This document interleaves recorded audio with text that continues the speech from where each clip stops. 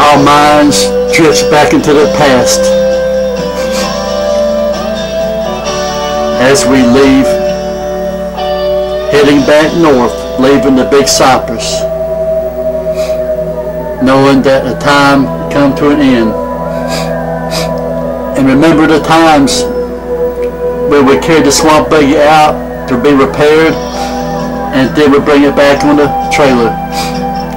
As you can see, you have to be very careful unloading it, and the swamp buggy would easily turn over, and Kitty drives it down very careful as his dad and his brother watch.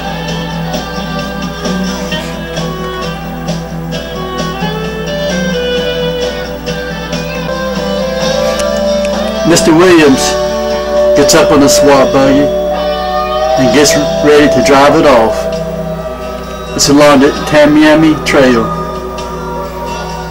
as we get ready for another adventure back in the big Cypress.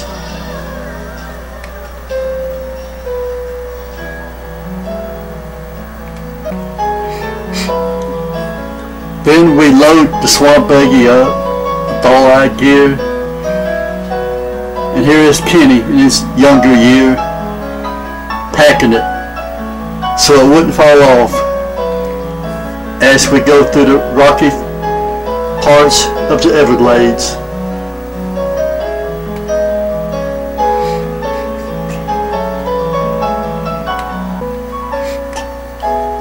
Sometimes crossing the prairie, we had to put water in the swamp buggy as it is hot crossing that prairie with the hot Everglades sun beaming down.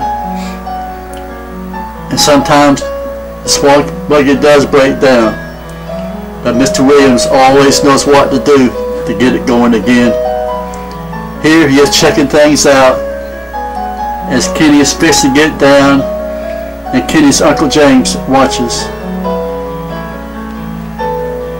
James used to really love those trips going back in the Everglades.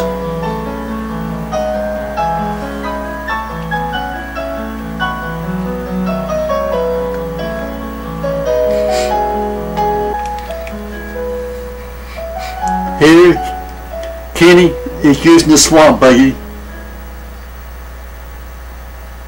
to put the wet clothes on to dry, as times there is water everywhere in the glades, and you can't go anywhere without getting wet, especially during the summertime rainstorms.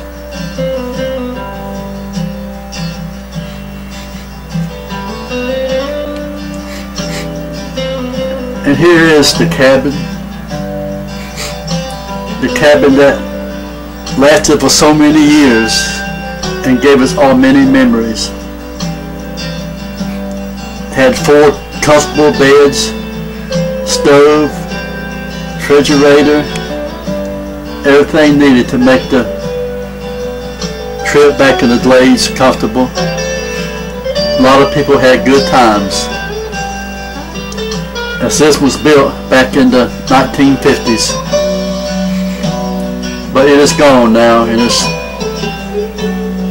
in its place as trees and weeds, as the Everglades has reclaimed this area.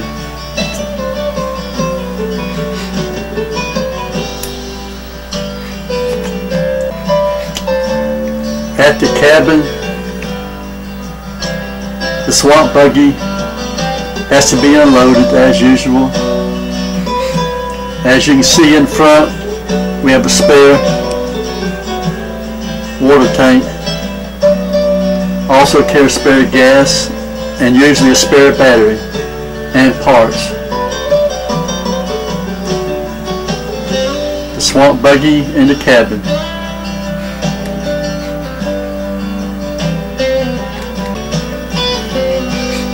Here the swamp buggy is turned around, awaiting the time to head back out. And on the front tires in the back, you can see the chains which are necessary to navigate throughout the glades without getting stuck.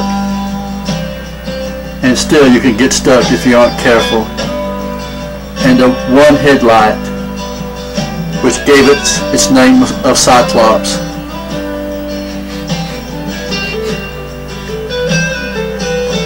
But now the cabin is gone and the swamp buggy is gone.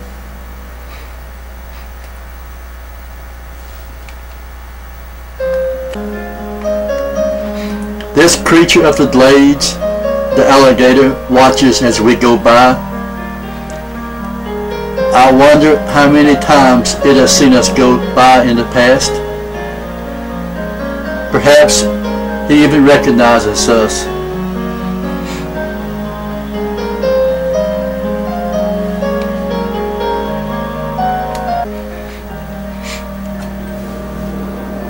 Along the way, we see many of the pump trees that the wild boar love to sharpen their touchers on.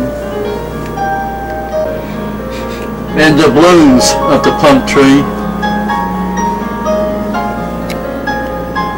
look kind of attractive against the Everglades sun.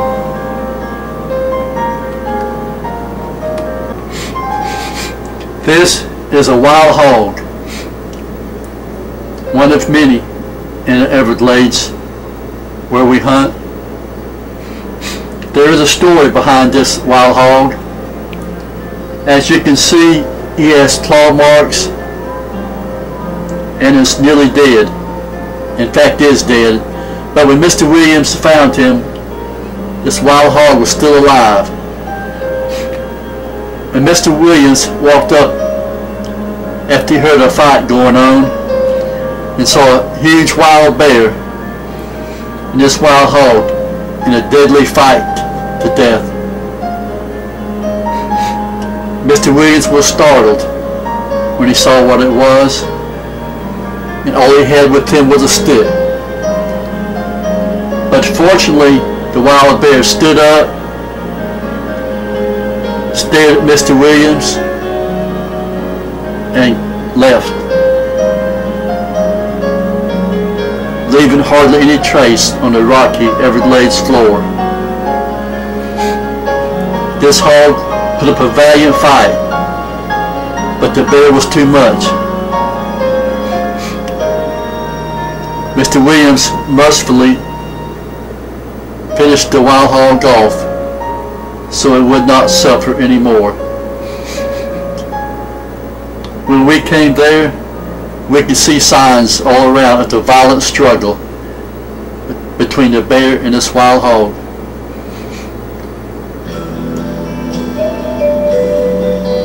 It is an experience Mr. Williams will never forget, or neither will us, those who also saw the aftermath of the fight.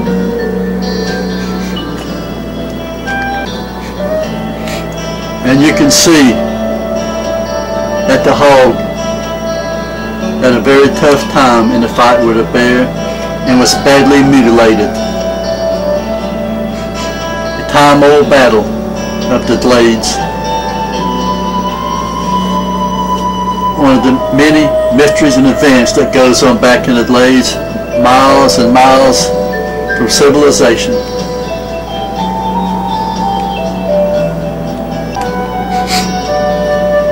Mr. Williams is pondering the events that had happened and that he had witnessed,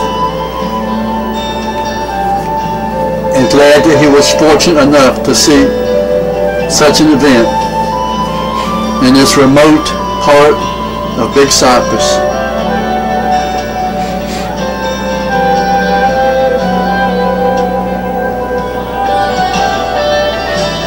These memories will remain with him forever.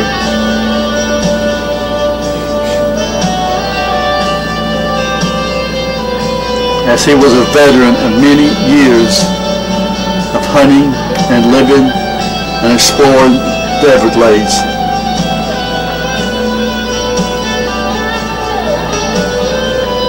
And as he ponders, he realizes that the end of his times are close at hand, but he is so thankful to experience the many wonderful times with the cabin and the swamp buggy back in Big Cypress.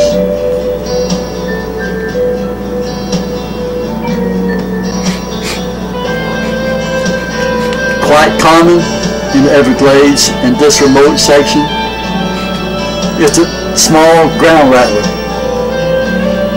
At times they are seemingly everywhere, though fortunately they aren't very big.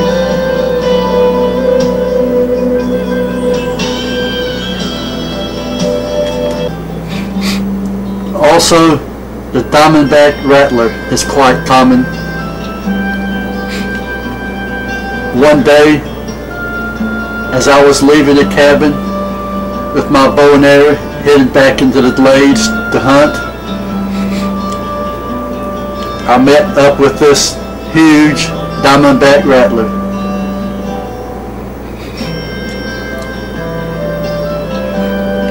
As you can see, he was very long and big, and he was very unhappy. And he coiled up, ready to do battle.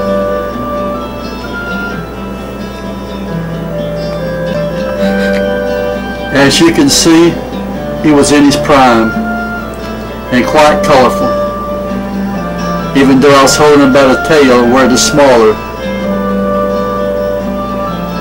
He was very big and heavy and had a lot of rattlers on him.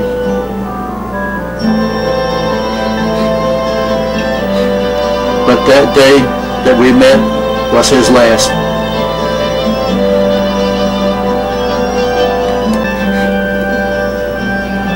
The rattlesnakes were common in areas back of the cabin, as there's a lot of palmettos there heading back to a slough.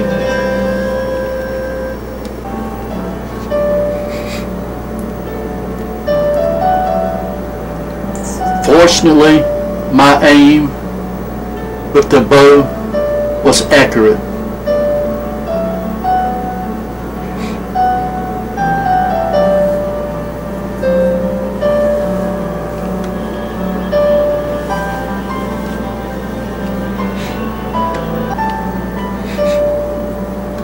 Moccasins also are quite common, and again my aim was accurate with the bow.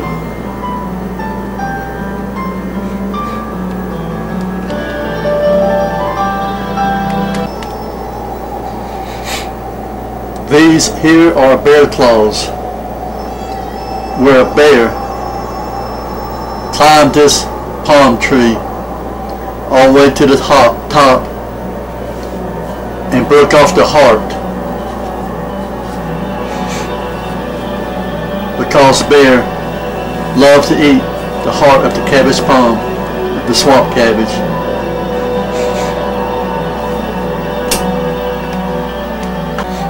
And here you can see where he tore out the top of the palm tree. You can just imagine the mighty strength involved in holding on and ripping the heart out of this palm.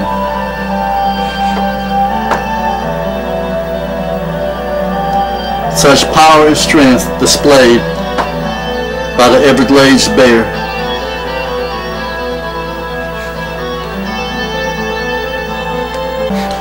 And Kenny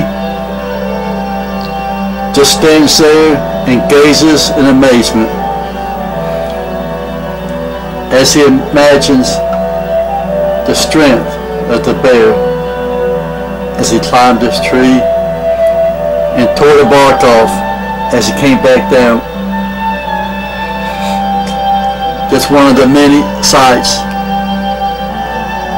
back in Big Cypress.